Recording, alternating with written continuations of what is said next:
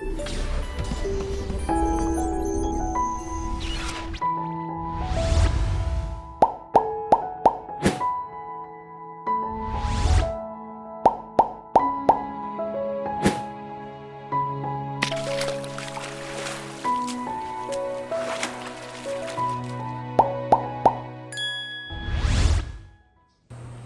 boa noite, tudo bem com vocês? Sejam todos bem-vindos. Professor Sérgio, muito obrigada pela companhia mais uma noite aqui com a gente, remotamente para matar a saudade.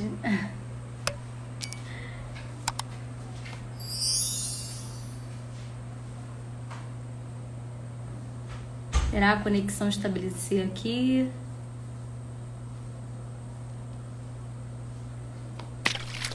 Boa noite a todos. Nós hoje vamos receber um ainda colega virtual, porque a gente ainda não se conhece pessoalmente, a gente se conheceu pelas redes sociais. Ele faz doutorado lá no Fundão, lá no FRJ. Se tornou um grande amigo, um grande companheiro nos meios digitais, né? Porque divulga também ciência. E já fui convidada para um evento que ele faz lá na página dele, que é o podcast. Já falei um pouco sobre ensino de química, sobre o mercado de trabalho, como que tivemos um grande bate-papo, foi muito agradável. Nos deparamos esse ano no Condec. Ele estava numa mesa de abertura, numa mesa de bate-papo, falando sobre a questão das mídias para divulgar ciência. Então é um rapaz assim muito legal, né? Ele é bem mais jovem que eu, com certeza. E é um querido, né? Um querido. Tô vendo aqui o professor Sérgio Machado. O outro professor Sérgio que também bota muita pilha no nosso convidado de hoje, que é o Vinícius, que é o responsável pela página Químico... Tudo bem, Sérgio? Que é o responsável pela página Químico Cômico. Uma página que tem uma série de seguidores, assim, muito criativo, sempre com muito bom humor. Ele é um rapaz, assim, ele acabou de entrar. Ele usa sempre o bom humor para explicar algum conceito de química, para implicar com a área do coleguinha. Ele adora achar que a área dele é melhor que a nossa. Tô brincando, amigo. Mas ele é extremamente bem-humorado, né? E no mundo que a gente vive é importante a gente preservar o bom humor. Tudo bem, Aires? Muito bem. Obrigada por você estar aqui conosco também, professor Aires da UERJ. Bom, eu vou chamar o professor Químico Cômico, professor Diego também, seja bem-vindo. Muito obrigada pela companhia. Vamos aguardar o Vinícius entrar. Não vou cantar não, Aires. Olá. Eba! Que coisa boa! Estamos ao vivo? Estamos ao vivo aqui no meu canal. Poxa, eu não tô de camisa nerd aí. Eu falhei miseravelmente. Eu coloquei, pô, em sua homenagem. Olha, Ah, olha só. a vida. Ó, já tem um professor aqui lá da UERJ dizendo que a orgânica é sempre a melhor, querido. Então, I so sorry. O que eu posso fazer, né? A base de fãs da orgânica é imbatível, não tem como. Querido, muito obrigada por você ter topado chegar aqui conversar um pouco com a gente nessa sexta-feira. E muitas pessoas perguntam por que eu faço sexta-feira, poxa, o último dia da semana. Eu falei, gente, tá todo mundo de quarentena, ninguém vai estar no samba, então aqui eu faço em casa. Exatamente. E o outro é porque eu tô trabalhando remotamente, né, Vinícius? Então, assim, é muito difícil fazer isso numa quinta, tendo que acordar sexta de manhã para dar zilhões de aulas.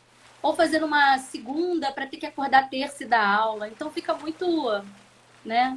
Complicada. Complicado, né? Então, muito obrigada por você estar aqui. Eu sou uma seguidora da sua página antes da gente começar a se falar. E aí depois eu descobri que você fazia doutorado lá no Instituto de Química. Aí eu pensei, é meu irmão, né? Tipo, Sim. meu irmão. Uhum. E aí a gente E aí? Fale, E pode aí falar. dividimos orientação, né, por assim dizer. Sim. E aí soube que você é orientado por uma grande professora muito querida, que é a professora Marta, que foi minha orientadora acadêmica durante toda a minha graduação. Eu sou muito grata a Marta. A Marta é um anjo na minha vida, né? Uhum. Então, Vinícius, primeiramente, para que todo mundo possa te conhecer, saber quem você é, por que você escolheu essa ciência tão linda, primeiramente a gente queria saber o que você, quando era criança, tinha vontade de fazer. Se você era um rapaz assim curioso, que desmontava as coisas para saber se ia dar certo montar depois. Como que você chegou a fazer química, né? E aí eu já vou emendar. Por que você escolheu essa graduação? Química com atribuições tecnológicas. Vamos lá, senta que lá vem a história. É isso que eu quero. É, essa pergunta de ter uma história de infância é. Nossa, eu sou muito frustrado de não ter uma história de infância muito bem definida, assim, com essas coisas. Mas de curiosidade, eu sempre fui curioso para algumas coisas. Eu agora acabei de lembrar de vezes que eu desmontava carrinho, lâmpada de carrinho, e fazia com pilha, fazia pilhas em série, e cada vez a lâmpada ficava com uma luz mais intensa e tudo mais. Eu lembrei desse evento agora, que me marcou um pouquinho. Mas, entre outras coisas, eu era uma criança curiosa, assim, eu despontei um pouquinho ao longo da escola e tudo mais, era bem assíduo em perguntar as coisas, saber o porquê das coisas e tudo mais. E esse evento assim de querer desde de infância, na verdade, eu não tive. A química aconteceu na minha vida assim bem naquela opção, né? Apareceu no ensino médio uma disciplina e a gente foi se dando bem com ela, o diálogo foi fluindo com a química, a gente conversava bem, se dava bem e tudo mais. E nisso, dividindo também, a gente tinha nesse meio todo o contato com matemática, com física, biologia, acredite ou não, era coisas que estavam na minha cabeça no ensino médio, e tudo mais. Sendo que o meu primeiro contato com a química foi no ensino fundamental, no nono ano. Uma professora de ciências que dava o primeiro bimestre de biologia, o segundo bimestre de física, o terceiro bimestre química e física, e depois no último ela passava umas mandalas para pintar, algumas coisas assim, que ela vem desse sentido. Aí, e era coisa boba, nomenclatura de coisas mais associadas ao dia a dia, sal de cozinha, etc e tal, coisas assim mais ácido estomacal, essas coisas assim. Aí, no ensino médio, que foi o baque principal, né, de lidar com aquilo tudo diferente, vários professores, e a química, ela surgiu por aí, não era desempenho fabuloso, mas a gente conseguia conversar bem e tudo mais. E o ensino médio no Pedro II, então a gente tinha uma barreira energética aí que dificultava, às vezes, um pouquinho, mas o diálogo com a química sempre foi bom. Qual unidade você estudou do Pedro II? Realengo, unidade Realengo. É enorme lá, eu estive lá visitando, é linda a sim, escola. Sim, é uma das mais novas que tem. Aí fiz o ensino médio lá. Incentivo de professor, tinha muita gente assim, a gente ficava, poxa, parece que não, mas um pouquinho fechado em me abrir. Mas tinha muita gente assim, tinha um amigo que foi fazer física, que o professor deu livro de ensino superior para ele, etc e tal. Aí eu não reclamo disso. Minhas relações com os professores de química eram amistosas e tudo mais, mas nunca era um vínculo assim de pupilo, sabe? Ah, você vai seguir minha área, sabe? Vou te carregar aqui numa mãozinha e te orientar. Não teve muito disso. E aí, depois de matemática ter sido descartada e biologia também, porque biologia eu gostei da biologia do primeiro ano, que era bioquímica e outras coisas assim, e o professor tinha uma didática fantástica para ensinar e tudo mais. E Aí aquela dúvida de ensino médio, né? Engenharia química, licenciatura. A minha ideia inicial era de fazer licenciatura por um tempo. Eu sempre gostei disso de explicar as coisas para as pessoas, como é que as coisas funcionavam, explicar a disciplina da escola e tudo mais. Mas aí bati numa limitação logística, se é que pode dizer, de fazer um curso ser noturno. E morando a uns 30 quilômetros do fundão da UFRJ, ficava um pouco complicado. Aí fomos ver opções de cursos integrais. Aí tinha engenharia química e a química, o bacharelado. Tinha um bacharelado noturno também, mas aí tinha opções de outras universidades também, claro, aqui pelo Rio. Nunca foi uma opção viável sair do estado e tudo mais. Aí fiz o Enem, aquela coisa toda, eu cheguei a fazer um cursinho. Lá eu tive uma professora que fez QAT, e inclusive ela sim, me deu uma orientaçãozinha nesse período de SISU, etc e tal, e a coisa foi fluindo.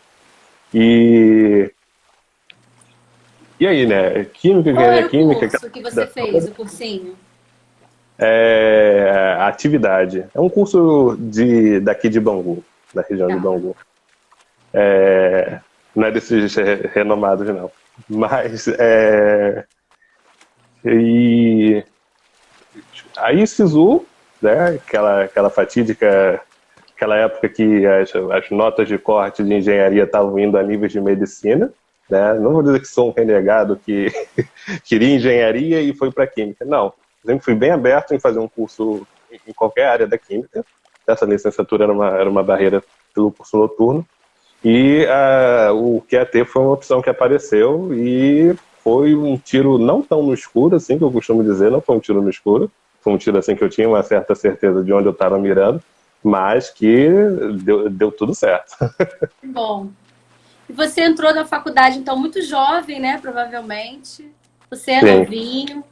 E aí, como é que foi, assim, aquele baque? Eu tomei o maior susto, vou te ser muito sincera. Eu entrei com 17 anos, boba, não sabia nada da vida.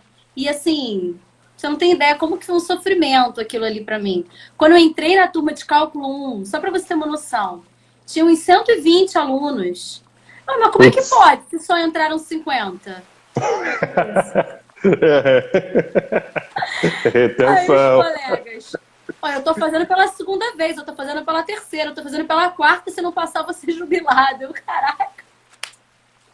Já é aquele, Tem né? coisa, já é aquele baque. Eu não tive esse baque com cálculo 1 porque fizeram uma turma específica para calouros, certo? Mas o meu professor de cálculo 1 era um professor com um sotaque bastante engraçado da Macedônia, mas ele falava um português muito bom. Era um professor da Macedônia. E foi um dos melhores cálculos que eu tive, assim, apesar como professor. O desempenho é aquele, né? aquela paulada inicial, mas aos trancos e barrancos a gente foi excluindo, né? E baques assim foi um pouquinho com laboratório. Tinha noção de nada, sabe? Filho único, minha mãe, tipo... Não, fala, mimos pra cá, mimos pra lá, não sei o quê. E, sabe, não se aproxima dessa panela, não sei o quê, não sei o quê. Isso, uma série de outras coisas. Excesso de cuidado. Excesso de cuidado, tá. Corta a palavra mimo e excesso de cuidado. Aí, lidar com fogo, bico de burro, você começa com o geral experimental 1, repleto de aparelhagens, não sei o quê. Você não pode tampar essa saída de ar aqui não, senão o sistema explode e vai vidro no seu olho. E umas informações assim, bombásticas, e você fica com 17, 18 anos, menos, sabe? Deixa eu me assentar aqui.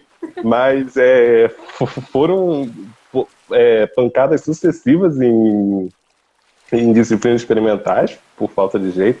Era assim o último a sair em alguns dos casos, mas e química geral, a propósito, o Sérgio estava por aí, né? Química geral também foi uma pancada danada. Aquela questão que ele chamou a atenção em sala de aula. Vocês não sabem estequiometria, estudem. Aí, né, aquela, pô, você que, tô na federal, pá. Tudo nunca foi assim. Mas o pessoal indo nesse sentido, e estequiometria era uma questão que a maioria errava na P2 ou P1 de geral, e era aquela confusão. E correndo atrás de cálculo, e correndo atrás de relatório de experimental e não sei o quê. Era, para entrar no ritmo, exigiu alguns períodos. Exigiu alguns períodos. Sim. Mas, Eu tinha a sensação, Vinícius, que assim, eu era uma boa aluna, sabe, no ensino médio. Tipo, tirava sim. notão e tal. E quando eu Nossa. cheguei no fundão, cara, eu era só mais uma, eu não era brilhante em nada. Eu ficava ali, ó, patinando. E uma coisa que eu senti, você provavelmente, eu não fiz curso técnico, escola técnica. Sim, sim. E a galera do técnico já entra com uma outra naquele pegada. patamar. Naquele patamar. Porque eles já estudaram pelo BRED, por exemplo. Uhum, Eles já sabem montar o aparelho de destilação, por exemplo. Aparelhagem. A gente não sabe nada, né? Então, naquele momento ali, eu me colei com uma colega que tinha feito escola técnica, que tinha sido minha colega de infância. A gente se reencontrou na faculdade. Olha que mundo pequeno. Uhum. E aí, olha, fica aqui comigo e tal. Hoje, e ela nem terminou química, hoje ela é médica. Chegou no Caramba. 6º período, ela, não quero mais isso pra minha vida não. Fez vestibular, fez cursinho e passou pra medicina, hoje ela é médica, a Renata. E ela era brilhante, aí todo mundo, não, você é o maior CR da química, como assim você vai largar? Ela era técnica, já tinha trabalhado, ela, não quero, cansei. Justamente por já ter trabalhado muito, eu não vejo mais essa graça. Mas, Sim, assim, sim. colei com ela, a gente mora perto, então a gente ficava estudando muito. Tanto que cálculo 1 foi aquele baque da primeira aula, mas a gente passou com 9 livral, a gente era nerd. Entendeu? Olha A aí. gente estudava alucinadamente, porque a gente não queria ficar reprovado, que nem aqueles colegas que estão fazendo pela segunda, terceira, quarta vez, né? A gente não queria isso. Não tem condição, E aí? Aí você, logo no início, você se assentou, demorou um pouquinho algumas. Você foi fazer logo iniciação científica? Não, eu fui no terceiro período, entendeu? Eu fui fazer monitoria. Tem monitoria em química analítica. Química analítica experimental, a qualitativa. Eu tinha feito a qualitativa no segundo período, que foi... Qualitativa, ela foi o meu orientador, professor Júlio. Foi uma pancada, assim, fantástica, mas foi tipo a redenção do herói também em P1 e prova final. A redenção do herói, sabe? E aí, olha a ironia, uma disciplina que eu quase me estabaquei e vou dar monitoria no período seguinte, sabe? Certo que era experimental, mas exigindo todos os conhecimentos da área teórica. Então, eu me vejo numa turma de gente que já tinha entrado em anos anteriores a mim e tudo mais, e com aquela cara de novinho, 18, 19 anos. E, Sérgio, depois evoluiu e fui fazer doutorado na inorgânica. Olha só. Ele não perde uma oportunidade. Não perde o fio da meada. Perde o amigo, mas não perde a piada.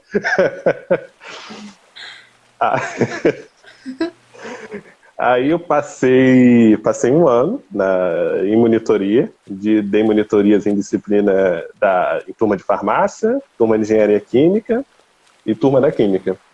No quarto período, um período além do que eu entrei, eu peguei uma turma dos meus calouros, certo?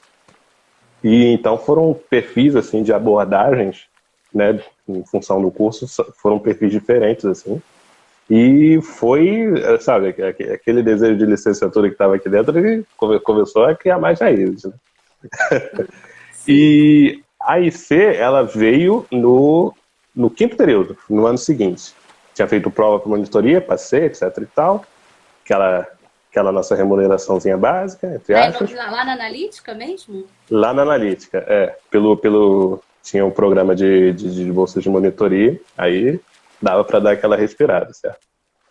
E aí, do ano seguinte, eu cheguei a fazer prova novamente, cheguei a passar, entrei para a reunião para acertar os horários e as turmas e tudo, sendo que aí pintou uma bolsa também na analítica. Tinha um aluno que queria sair de um projeto, e foi aí que eu fui numa entrevista com o professor Júlio e caí num projeto assim que foi identificação assim no primeiro momento, tudo. E fui em IC até o final do curso. Certo? Nossa! Aí você vira. Eu E tô sem mudar. chocada. Até o final do curso, e sem mudar. O professor, até em períodos finais, o professor Júlio chegou a comentar assim, tente fazer isso em outra área, vê se você se identifica com outra área e tudo mais, pela questão de experimentar, né? Mas assim, foi zona de conforto? Não gosto de usar um pouco esse Não, termo, você mas... gosta mesmo, gente. Você é sabe? analítico. Pois é, rolou uma identificação com o projeto e tudo. E aí o projeto virou meu TCC e o doutorado está num sentido parecido também, na mesma área, mas com outro tipo de amostra e tudo mais. Então, foi identificação. O santo bateu. O que você fazia na sua IC? Qual era o seu projeto? Meu projeto na IC era de fazer recuperação de metais em resíduo de pilha. Fazia a abertura das pilhas, certo? Da pilha em si, a pilha gasta. Eu tentava dissolver os componentes que eu queria e tudo mais, aquelas pilhas alcalinas, aquelas Abertura Rayovac da da vida. amostra, né? Abertura ácida. Isso. Mas o meu objetivo principal não era nem fazer uma abertura total. Eu queria elementos de interesse que eram o zinco e o manganês. Eram elementos de interesse, tendo em vista que a questão da mineração desses metais, os resíduos de zinco e manganês são atualmente a segunda fonte desses tipos de metais, atualmente, né? Perde, obviamente, para a atividade de mineração. Mas, então, é uma linha de pesquisa para muitos outros metais que é bastante interessante nesse sentido. E eu caí nesse projeto, estudando, fiz técnicas que eu ainda não tinha visto na graduação e tudo mais. Eu fazia essa abertura, certo? Quinto período da abertura, eu fui fazer quantitativa depois, então abertura, fui descobrir o que era abertura parcial, completa, um pouquinho depois. E eu fazia essa abertura, e depois dessa abertura eu tinha os íons em solução. E dessa solução eu fazia uma extração por solventes orgânicos, para não dizer que eu não... Olha aí, para não cuspir no prato que eu como. Mas extração de solvente orgânico, aí fazia uma combinação com N-heptano, N-octano, com alguns extratantes lá, organofosforados e tudo. Extratantes catiônicos, extratantes neutros, e eu conseguia remover zinco com mais de 95% de... Os valores ainda estão na cabeça do TCC. Com mais de tantos por cento de aproveitamento, de rendimento, e eu tinha o manganês em solução, e eu podia fazer o que quisesse com ele, precipitava como sal, como oxalato, como sal de valor agregado e tudo mais. E o zinco também, podia fazer uma precipitação mais à frente, ou fazer uma eletrodeposição para obter o zinco metálico, enfim, o que viabilizasse, o que tornasse o projeto mais viável, né? A deposição eventualmente poderia sair um pouquinho caro, mas aí eu lidava com ácidos assim, pouco amigáveis, apesar de ser um projeto para trabalhar com resíduos, por exemplo, ácido fluorídrico. Então era assim, no caso do quinto período trabalhar com ácido fluorídrico que aquele misticismo por trás dele. Então, com todos os cuidados, todas as orientações, eu fui seguindo. E... Você usava absorção atômica também para fazer as leituras das amostras? Sim, eu fiz bastante. A gente tinha parceria com o Instituto de Engenharia Nuclear, lá o pessoal do IEM, e a gente fazia algumas absorções lá, fazia e faz, né? A gente ainda continua com essa parceria, fazia fluorescência de raio-x de sólidos, difração de raio-x, então tinha todo um escopo assim, de apoios outras instrumentações assim. Mas uma coisa que eu lamento um tiquinho é de não lidar muito com os aparelhos, sabe? Por ser essas parcerias, eram técnicos que realizavam e tudo mais. Novamente citando a live do professor Sérgio, ele tinha um cromatógrafo próprio. Eu tenho para mim só minha. Eu não tenho nenhuma balança própria, eu tenho Tem a bancada. uma bancadinha e só. E vidrarias. E só. Trabalho com isso. O professor Sérgio da Universidade Federal de Lavras está falando que, ou seja, sem a orgânica, não tinha IC, né, querido? Pois é. Eventualmente. Pois é, eu ia citar agora que eu poderia trocar de técnica, né? Mas resina catiônica também tem umas questões poliméricas ali. Só se eu partisse para precipitação. Tá certo, tá ótimo. E aí depois você foi fazer mestrado ou você pulou direto pro doutorado? Essa foi uma novela. Porque... Não conte. Então, o desejo de fazer o doutorado foi... você vai cortar 2 anos da vida, etc, não sei o quê.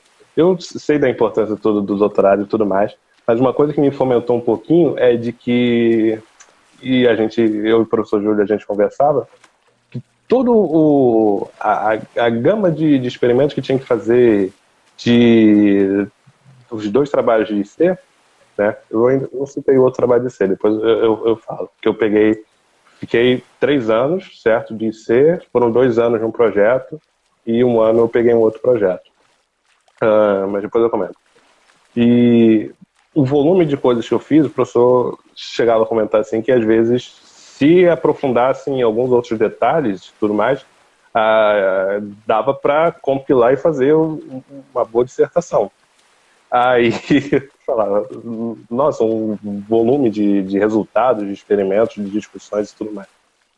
Aí surgiu essa oportunidade no edital, eu pensei um pouco, né? Não foi uma decisão fácil, conversei inclusive com a Marta, conversei com o professor Sérgio, eles me aconselharam, falaram que era um salto que poderia sentir, com certeza eu ia sentir, né? Não pode na situação que eu ia sentir, são universos muito diferentes, mas foi um desafio que eu topei, por assim dizer.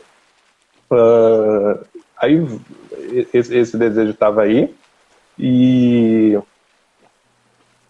fazer a prova, né, de admissão e tudo mais. Então, a prova de admissão era basicamente uma prova de química geral com uma prova de inglês. Aí eu estava no final de período com bioquímica 2, umas loucuras assim. Aí em novembro, P2 chegando e tudo mais. Aí sai no site da PGQU, do programa de pós, está aberto o edital para, sei o quê, prova 12 de dezembro. Eu falei, cara, se eu não começar a estudar agora, vou sambar aqui. Aí o que aconteceu? Fiquei caindo, matando, estudando, sei o quê, fiz a prova e tudo mais. Consegui, ainda bem, passar e a ponto de conseguir uma bolsa do CNPq. E, por assim dizer, esse sim foi um tiro no escuro, porque parando para pensar assim no panorama de como é que vai ser as coisas, né? Não poderia ser daqui a 2 anos, por causa desse ano, olha, tendo que defender mestrado esse ano, né? Ia ser um pouco de loucura, né? Como está sendo com alguns amigos meus que optaram pelo mestrado e tudo mais. Então eu tô vendo a barra que eles estão enfrentando. E fora a questão de, termina o mestrado, aí faz uma nova prova de doutorado. Não é que eu estava prevendo uma eleição com esse resultado, né? Mas já com a pulga atrás da orelha, falando, isso aí vai babar, sabe? Isso aí vai babar. E como é que vai ser a coisa lá na frente, certo?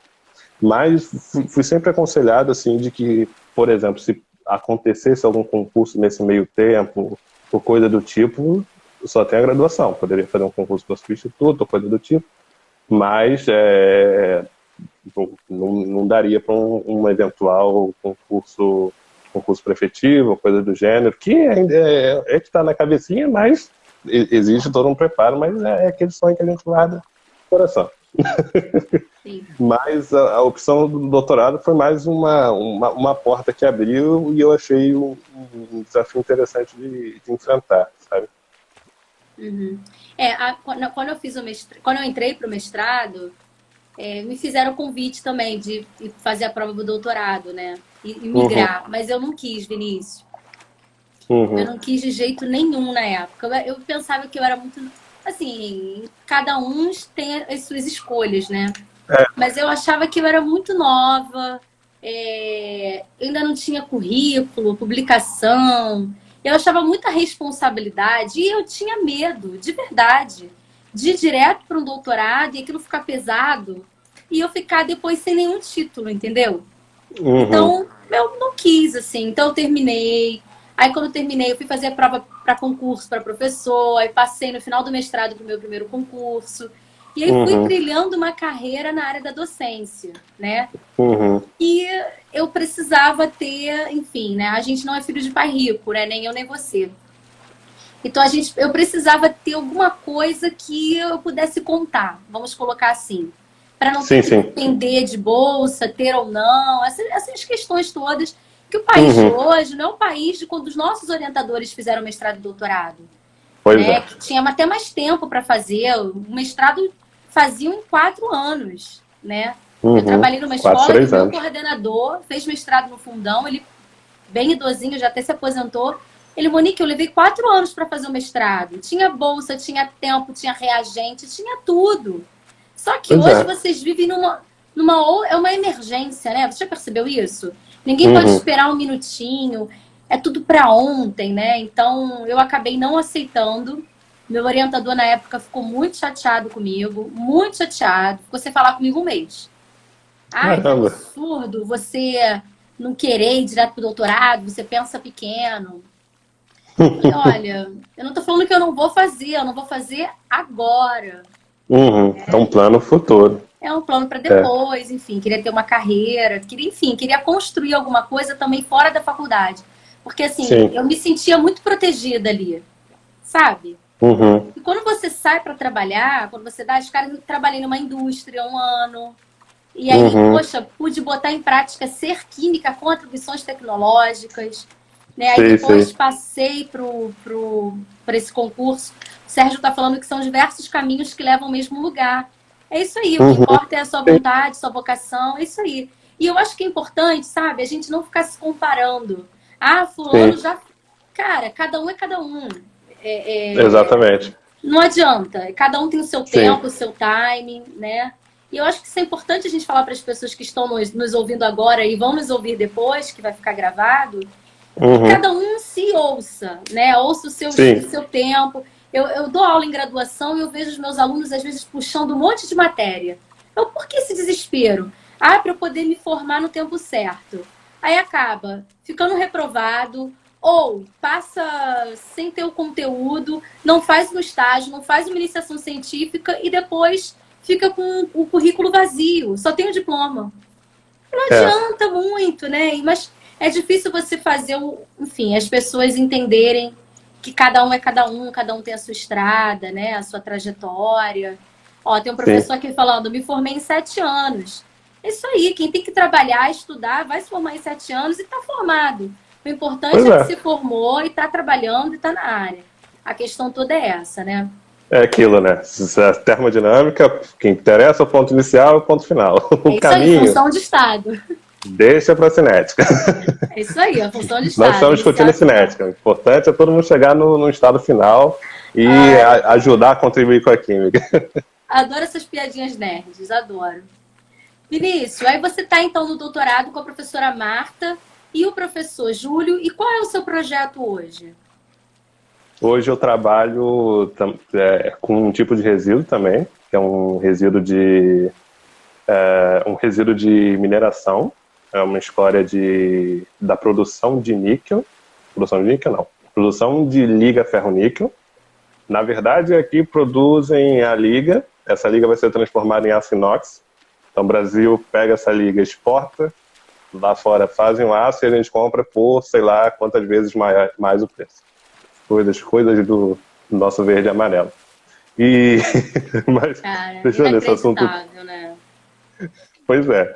Deixando isso um tiquinho de lado, o projeto em si é um tipo de minério que é muito comum na Austrália, Filipinas, essas regiões assim subtropicais e tal, entre os trópicos.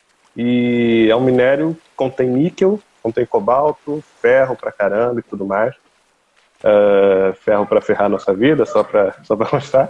E aí, o meu objetivo principal é, novamente, fazer uma abertura parcial. A ideia principal era de solubilizar só níquel e cobalto. Mas o ferro vem junto e nessas etapas subsequentes de fazer extração por solvente e tudo mais, complica um pouco a vida. Até antes da quarentena, eu tinha completado bem a primeira fase, que era de fazer a abertura.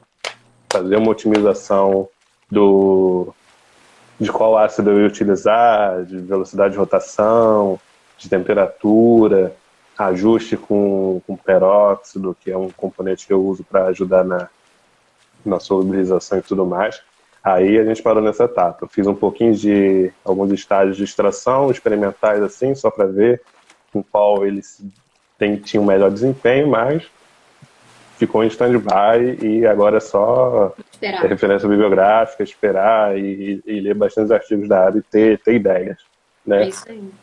Então, nisso, acaba que o pulo foi um pulo grande de uma graduação para um doutorado, mas você percebe um pouquinho que minha matriz de trabalho, apesar de ter uma amostra diferente e de eu ter que fazer muitas outras coisas, fazer muito mais análise de parâmetros que eu fiz no TCC e tudo mais, eu mantenho um pouco do esqueleto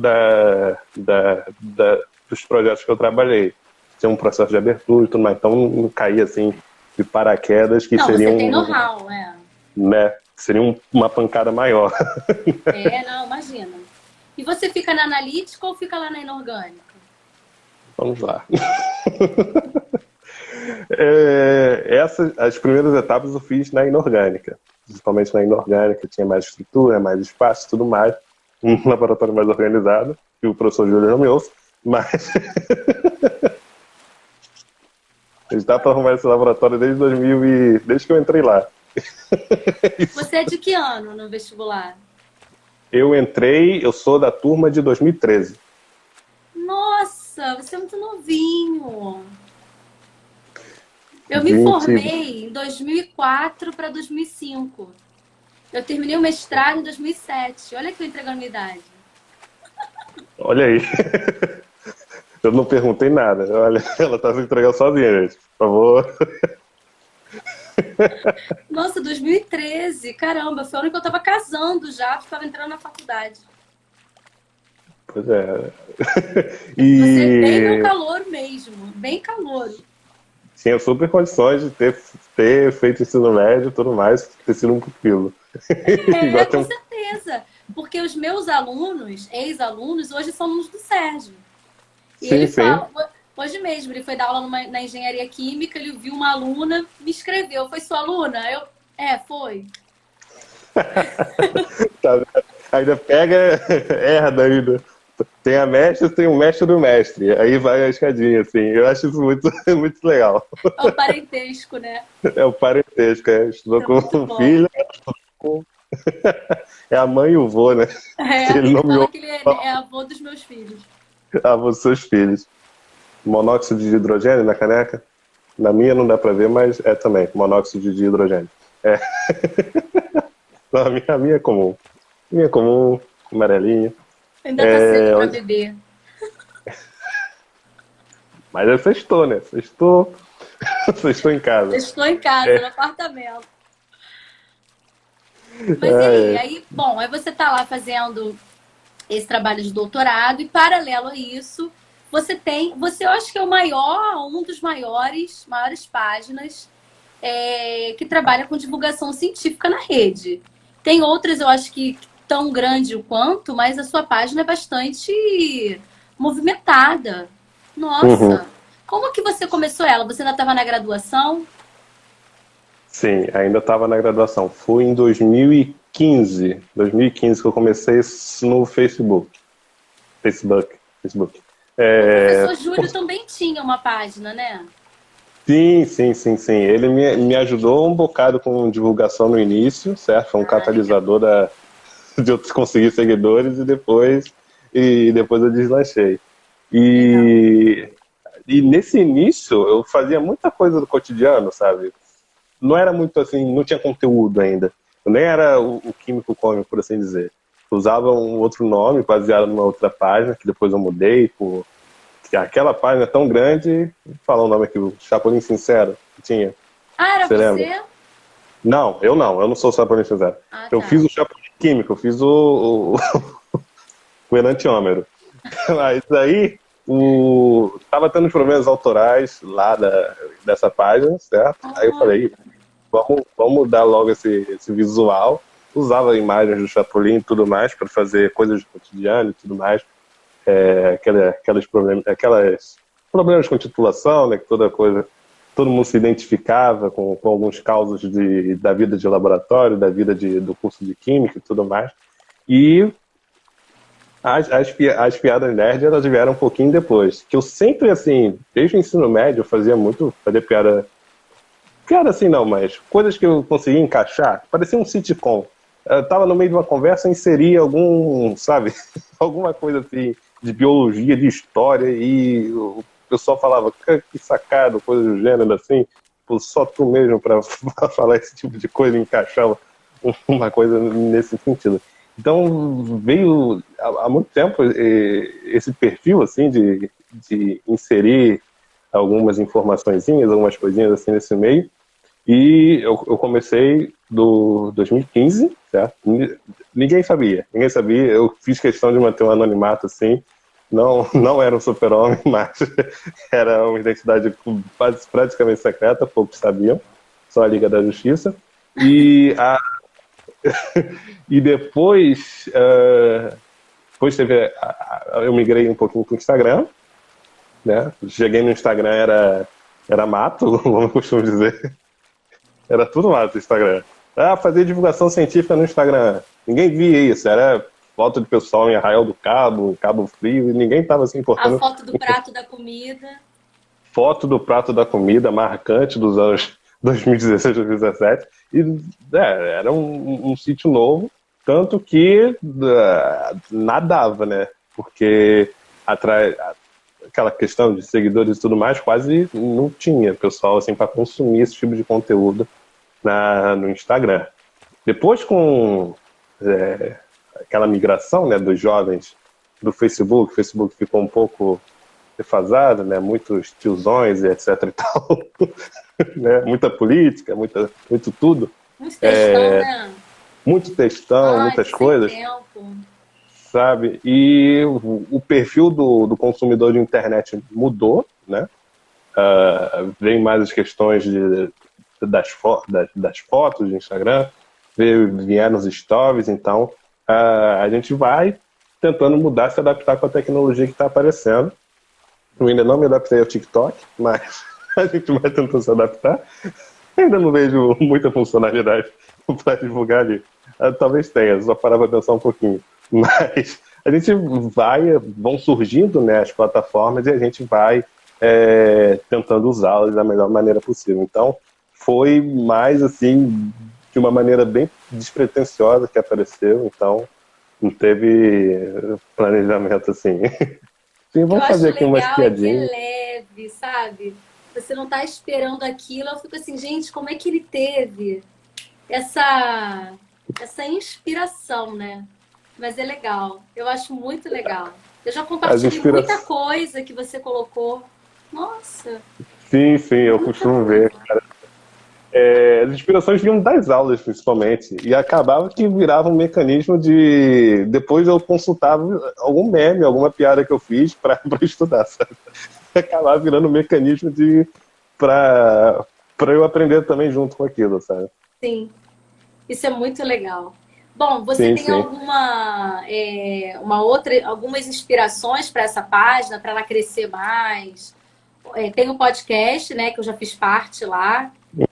E é uma coisa nova do que tinha no início. Sim, né? sim. Como eu falei, a gente vai, vão aparecendo as plataformas e a gente vai aparecendo e a gente vai se adaptando a elas. E o podcast foi assim, eu sempre gostei muito de rádio. Eu cresci assim, ouvindo rádio, Rádio Globo, Rádio Tupi, rádio diversas, assim, rádio com pessoas falando, não rádios efetivamente com músicas. Então, eu sempre era assim um plano B, C, D, assim, fazer algo relacionado à rádio. E mas bem lá guardado num fundo. Aí surge o podcast, na verdade não surge, né? O podcast é de 2000 e quando surgiu o iPhone, iPhone, qual é o outro? Quando surgiu a Apple e outros dispositivos Android? que não eram o outro iPad? Não. iPad? Pode ser, o maiorzinho. O MP3, essas outras coisas assim. E me fugiu o nome agora, mas é um dos equipamentos da Apple e tudo mais, que era uma coisa voltada para quem consumia esse tipo de coisa. Mas o podcast não é de hoje, tem uns pessoal. Tem um pessoal. iPod? É iPod? iPod, caramba, é isso. A Fugiu. Raíssa escreveu ali, ó. Deu a cola. É, iPod, é isso Obrigada, a aí. Raíssa e o Albert. Isso, valeu pessoal. Se não fosse vocês, eu ia ficar aqui a informação solta. Aí, só que a mídia vem crescendo, né? Cada ano ela vem crescendo. Porque é um conteúdo assim que você consegue. Hoje não, né? Porque a gente não pode pegar um transporte público, coisa do tipo. Mas você pode ouvir no transporte público com cuidado, se você for do Rio de Janeiro. Você pode ouvir lavando uma louça, fazendo alguma coisa do tipo, assim, arrumando a casa. Então você vai consumindo aquele conteúdo como se fosse um rádio, aquela entrevista, aquele conteúdo sendo passado. Então, ali, meio que o humor fica um pouquinho de lado. Apesar de, numa conversa, a gente sempre Congelou. Mas fala, você falou que voltei. coloca, vai ouvindo a conversa e vai fazendo as atividades de casa. Isso. E nisso, o conteúdo, assim, ali ele deixa um pouquinho de ser muito cômico, como é na página e tudo, ele perde um pouquinho dessa. Mas a conversa fica mais amigável, não é levar uma conversa muito formal, igual a gente teve, né? A gente conversou, foi bastante descontraído e tudo mais, foi bem legal. Sim. E a gente, nesse sentido, vai experimentando coisas novas, tem tido boas repercussões e tudo mais. E a gente consegue levar um conteúdo um pouquinho mais extenso que a página consegue, sabe? Sempre costumo dizer, eu falei em algumas palestrinhas, que a gente tem conteúdos que são voláteis, que são conteúdos assim, que aparecem na timeline da pessoa e somem, elas não interagem, e tem aqueles conteúdos que são dinâmicos, a pessoa para, lê e tudo mais.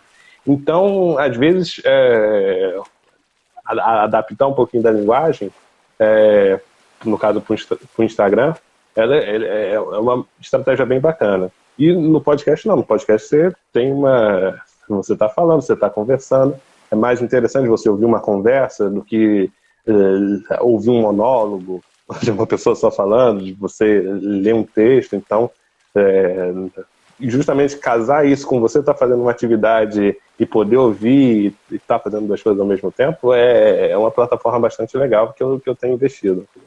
Que legal. Eu Eu tô tô falando adorando. muito? Não, imagina. É pra você falar mesmo. Tá bom. Às vezes, né? Não, a gente tá quase chegando no final. Tem Eu tô olhando pra. uma última perguntinha, que Sim. para você falar qual a importância, né, da gente divulgar, fazer divulgação científica. Me fizeram essa pergunta há pouco tempo e eu acabo fazendo para a maioria das pessoas que faz divulgação científica. Porque hoje de manhã mesmo fui falar numa escola, virtualmente, né, claro, numa feira de ciências. E aí eu falei sobre a alfabetização científica, as coisas que a gente faz na página e tal, que a gente faz na escola, com os projetos com os alunos.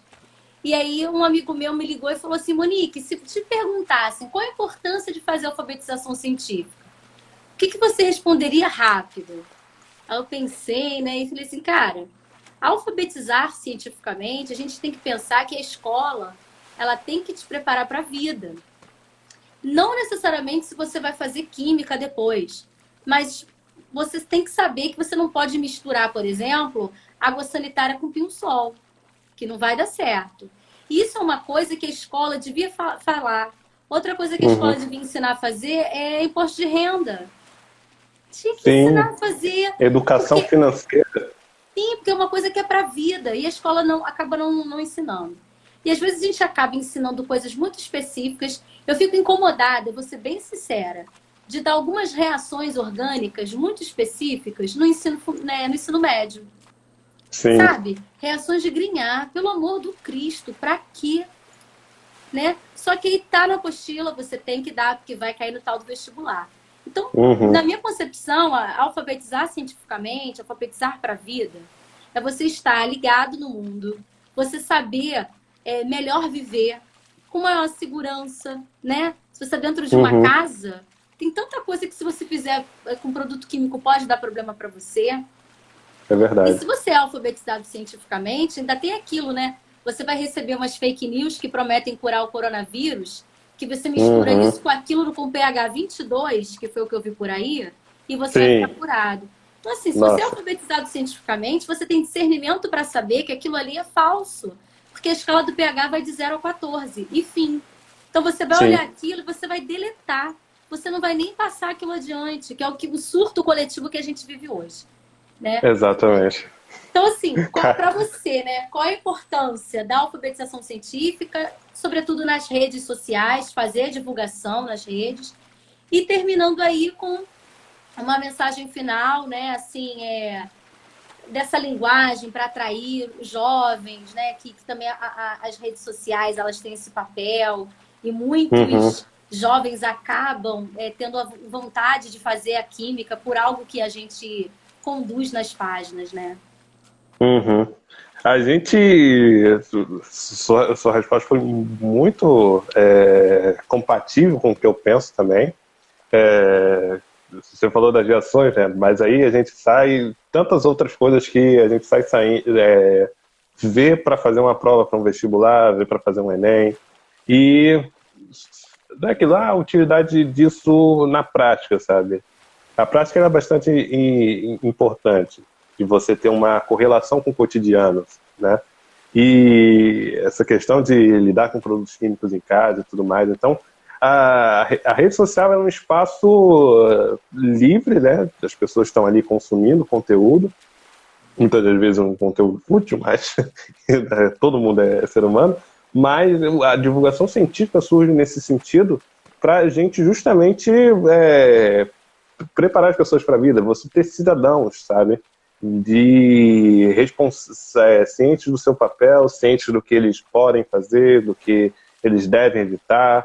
E essa questão das fake news é uma questão muito grave.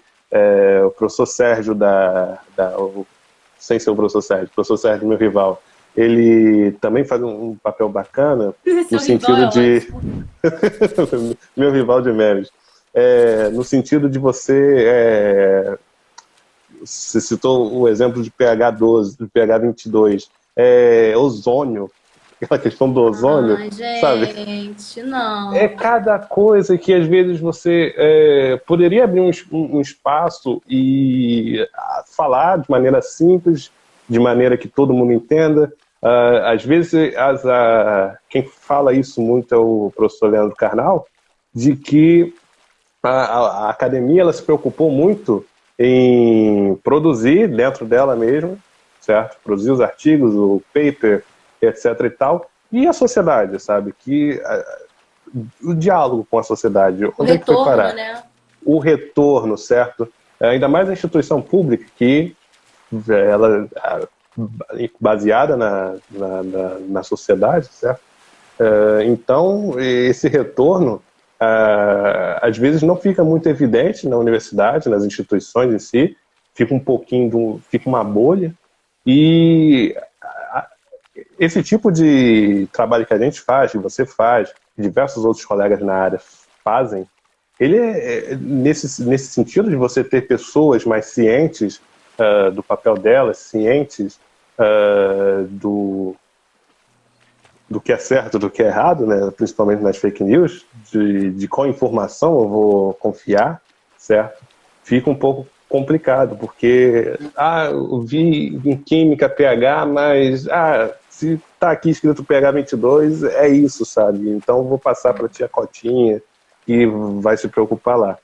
Então é uma janela que a gente tem que usar, que a comunidade científica perdeu desse diálogo. E nisso que a comunidade científica deixou de ocupar essa lacuna, entraram o quê? As pessoas mal intencionadas. As pessoas mal Químicos intencionadas entraram aí. autodidatas, né? Você chegou a pegar esse? Químicos Químico autodidatas, autodidata? cheguei a pegar. Cheguei a pegar. Aconteceu tanta coisa, parece que 2020 tem É 4 Matrix. anos, né? A gente entrou numa É, Matrix sinistra. pois o tempo tá muito estranho, sabe? A dilatação Eu do falo que tempo, não sei. a gente tá vivendo uma realidade Breaking Bad, sabe? Aquela coisa assim, bem. O negócio Exatamente. tá tosco, cara. Vou te Às falar vezes, que o negócio não às tá vezes fácil, não. um pouquinho de Inception, porque você não sabe se você tá num sonho ou se você tá numa realidade. Eu Me queria ter um belisca. na mesa para saber, me belisca, sabe? Não é mole, E, não. e além dessa janela, o professor também em sala de aula, já que você falou um pouquinho da linguagem, certo? A gente até conversou isso no podcast, né? De ter aquela a relação de amizade com o aluno, sabe? Porque isso mantém as pessoas engajadas, sabe?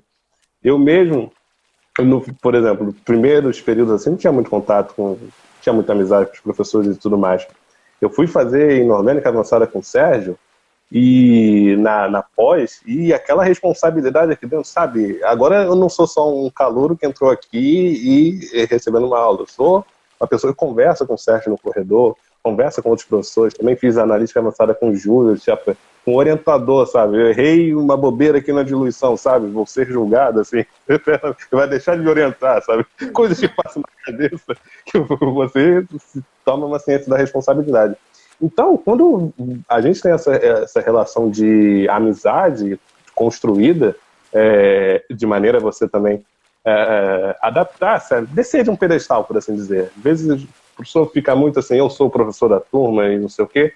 Sabe, se iguale ali na posição do aluno, coloque o aluno também em destaque, né, que a gente tem falado muito do protagonismo do aluno, certo? Passou essa era de ser a pessoa que chega, senta, passa o dever no quadro, passa tudo, faz a chamada e vai embora. Não, esse é um professor de séculos atrás e as coisas têm que avançar nesse sentido para a gente ter uma sociedade melhor. É isso aí. Olhando o relógio. Querido, faz um sorriso pra gente tirar uma foto. Tá bem, tô vendo a foto.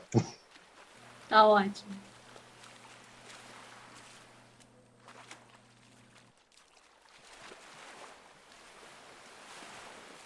Voltei, depois eu te mando, tá? Tá Muito bem. obrigada pelo seu tempo, pelas coisas que você falou aqui. Algumas pessoas, ó, estão dando dicas para você fazer o TikTok, tá? Que é interessante. Então entra nessa Vamos. aí que você vai se dar bem. Professor Sérgio, eu não sei pronunciar, não sei se é Sérgio Scher. Ele concorda com a questão das reações específicas de orgânica para deixar para os especialistas. Até para a gente Uhum. poder, enfim, alfabetizar cientificamente, né? O Sérgio Sim, disse que sim. adorou o que você falou, parabéns. Só ficou faltando cortar o cabelo do Zé. Quem é Zé? O Zé, o Zé é meu Robin, meu Batman na faculdade. E eu não sei como é que é isso. E Não o sei se falando.